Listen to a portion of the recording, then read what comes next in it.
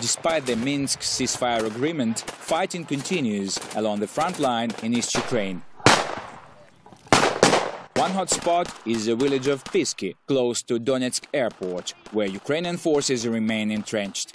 We are on the front line of Ukrainian forces. Predictably, after Debaltseve, the insurgents have no doubt they are on the right side of history, while Russian support of the insurgency is still bearing lethal fruit. Every day, we hear their mortars shelling down Ukrainian positions, and their heavy weapons are not in depots, but just 1.5 kilometers from this line.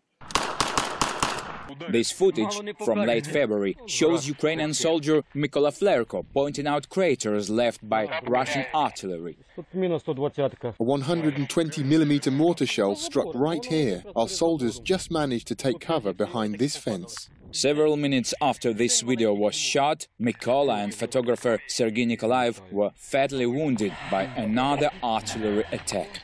Fighting has continued around Pisky ever since. According to the Minsk agreement, both sides should have withdrawn their heavy weapons. But Pisky remains under artillery assault on a daily basis. This is our forward position. Here we're just 470 meters from the enemy and can literally see them. Their fortifications and mortar positions are directly in front of us. Now you can see for yourself how they shell us.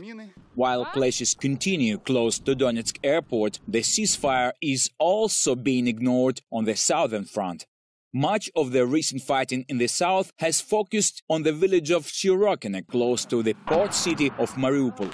The volunteers of Ukraine's Azov regiment engage militants at close quarters, fighting house to house and street to street.